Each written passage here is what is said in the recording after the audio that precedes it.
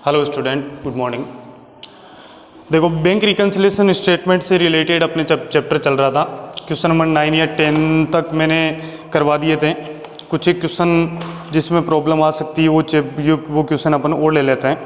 जैसे कि मैं आज एक तो 13 क्वेश्चन ले लेता हूँ और या 14 क्वेश्चन से स्टार्ट करवा देता हूँ, क्योंकि टॉपिक यहाँ से चेंज हो रहा है। ठीक है, देखो 14 जो क्वेश्चन दिया हुआ है,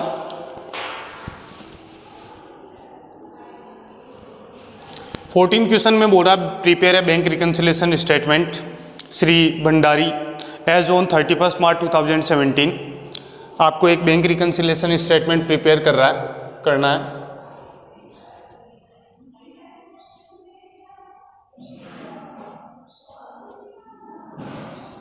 फॉर्मेट बहुत अच्छे से बनाया करो। डेट अगर आप डालना चाहो तो डाल दो भले, एज ऑन 31 मार्च 2017। ठीक है, 2 कॉलम प्लस माइनस, ये आपके पर्टिकुलर का हो गया। ठीक है ना।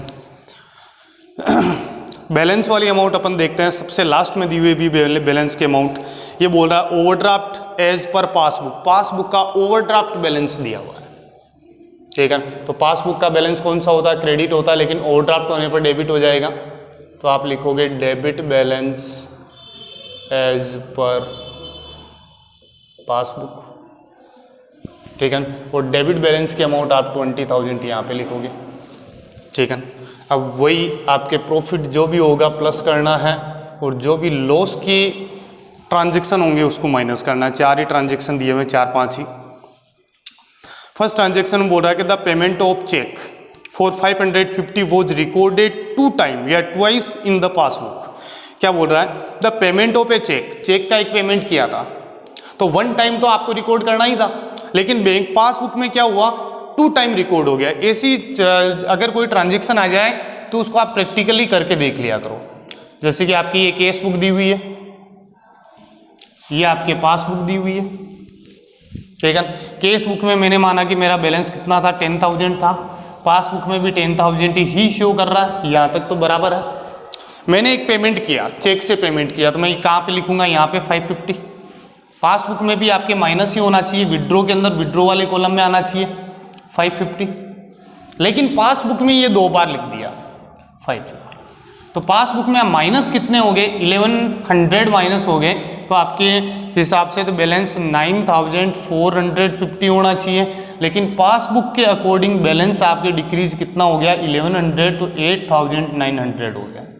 तो अब देखो कंपेयर करके अगर अपन देखें तो पासबुक में बैलेंस ज़्यादा डिक्रीज है, तो इसको मैं क्या बोलूँगा? लॉस। तो लॉस हो गया कि चेक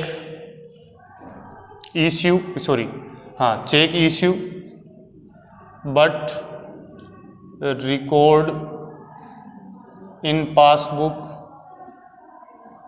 2 टाइम।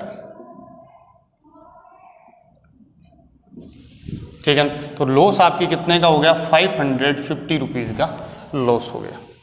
ठीक है, इसके बाद में सेकेंड लाइन बोल रहा है withdraw column of passbook undercast by 200।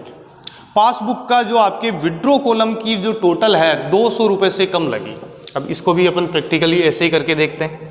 जैसे कि आपके 10,000 का बैलेंस था, टोटल बैलेंस आपकी कितने का है? 10,000 का है। अब जैसे कि मैंने मान लो कि पासबुक से विड्रॉ किया, ठीक है, तो विड्रॉ मैंने कितने किए कि 2,000, तो बैलेंस कितना होना चाहिए? 8,000। हमने भी यहाँ पे 2,000 लिख के 8,000 ही कर रखा है, लेकिन ये तो एक्चुअल अमाउंट है। इन्होंने टोटल करते टाइम इसको 1,800 ही काउंट किया, 200 रुपये इसकी टोटल कम लगा दी। तो पासबुक के अकॉर्डिंग बैलेंस कितना हो गया? 8,200, और हमारे हिसाब से कितना है? 8,000। तो कंपेयर अगर अपन करें तो 200 हमें क्या हो गया? प्रॉफिट हो गया। ठीक है, तो आप लिख सकते हो आपके line withdrawal column of passbook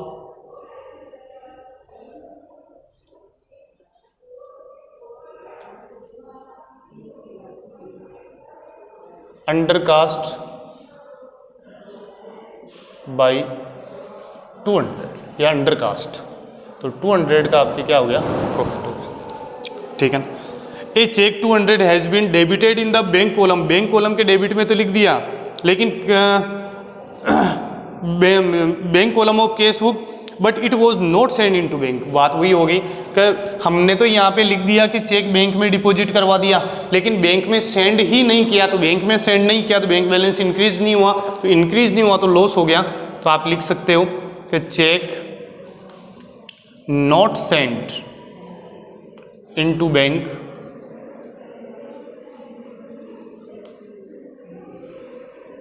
but record in cash book, cash book में इसको रिकॉर्ड कर दिया। कितने का है, 2000 रुपीज़ का, 200 का ही है, 200 रुपीज़।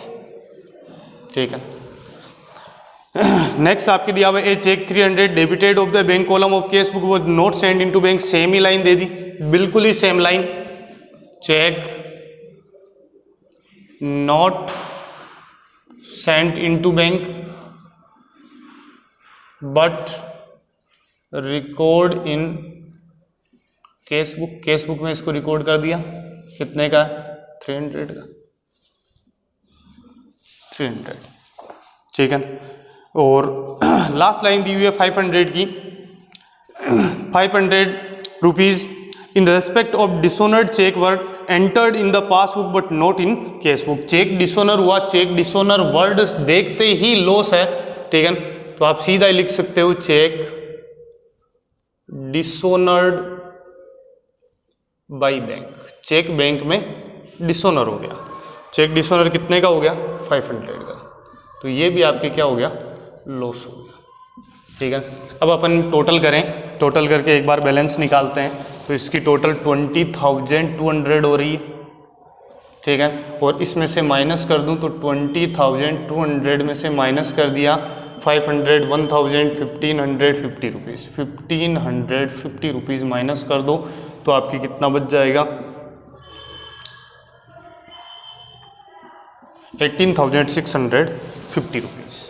ठीक है, ये आपकी बैलेंस बच गया इसका 18,600, टोटल 500 लॉस, ये लॉस है। ठीक है, तो टोटल 20,200 में से माइनस कर दो ये 1,550 रुपीज़, तो ये आपके बैलेंस बच गया। ठीक है, अब नेक्स्ट अगर अपन देखें,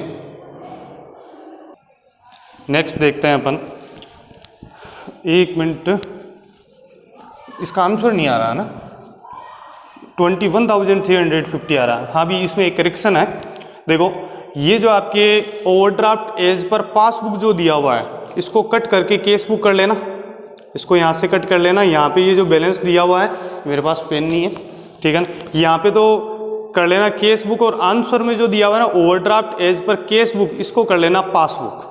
ठीक है, तो ये आपके overdraft as per cash book है, तो केस बुक का ओवरड्राफ्ट बैलेंस कौन सा होता है अभी, क्रेडिट होता है, तो ये बैलेंस कौन सा होगा, क्रेडिट। क्रेडिट होगी तो ये अमाउंट कहाँ पे आएगी, यहाँ पे आएगी। अब टोटल करके देखो एक बार, 20,000 प्लस करना है इसके अंदर, 20,000 में प्लस करना है 1,550 रुपीज़, तो 21,550 आ गया।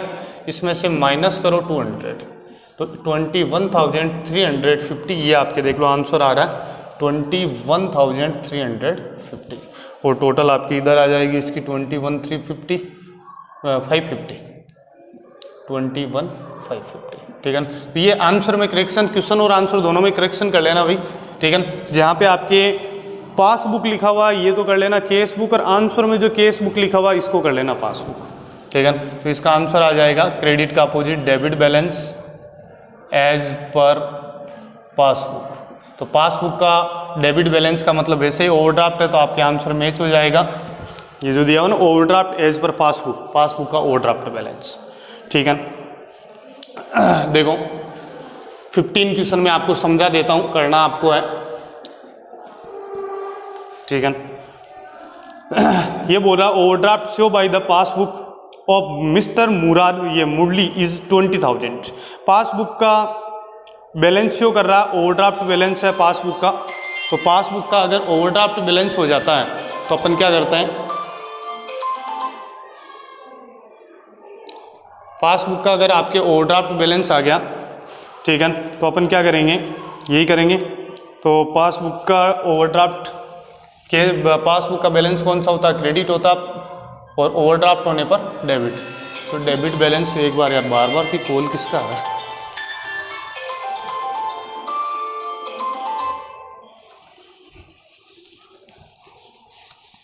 पासबुक का ओवरड्राफ्ट बैलेंस दिया हुआ डेबिट बैलेंस, ठीक है। तो डेबिट बैलेंस कितना दिया हुआ है 20,000, तो डेबिट बैलेंस आपके 20,000 यहाँ पे आ जाएगा। प्रॉफिट आप प्लस करोगे, लॉस को आप माइनस करोगे, ठीक है। तो प्रॉफिट प्लस कर देते हैं, लॉस माइनस कर देते हैं। तो बैंक चार्जेज, सबसे पहले बैंक चार्जेज दिया हुआ है 500 रुपये, तो बैंक चार्ज नाम से ही लॉस होता है, तो 500 लॉस माइनस कर दिया, ठीक है ना। Cheque recorded in passbook but not sent in the bank, cheque record in cash book but not sent in the bank for collection, bank में कलेक्शन के लिए सेंड ही नहीं किया तो लॉस हो गया, तो 2500 ये भी लॉस है। इसके बाद में रिसीव्ड है payment directly from customer, payment customer से डायरेक्ट रिसीव्ड हुआ तो प्रॉफिट है, ठीक है। और इसके बाद में cheque issue but not presented for payment, cheque issue किया लेकिन पेमेंट के लिए प्रेजेंट नहीं किया तो प्रॉफिट हो गया 6,980 रुपीज़ का। और interest credit by bank, interest अगर बैंक क्रेडिट कर रही है तो प्रॉफिट है 100 का। LIC paid by bank, bank LIC का पेमेंट कर रही है 2500 का, तो लॉस है आपका, बैंक बैलेंस डिक्रीज हो गया। और cheque deposit with the bank but not collected, cheque bank में डिपॉजिट तो करवा दिया लेकिन बैंक ने अभी तक कलेक्ट नहीं किया, तो लॉस हो गया कितने का, लास्ट अमाउंट आपकी दी हुई है 3,500, तो 3,500 का लॉस हो गया। तो अब इसको अपन प्लस माइनस कर लेंगे, ठीक है। तो इस वीडियो में अपन इतना ही लेते हैं। Thank you for watching.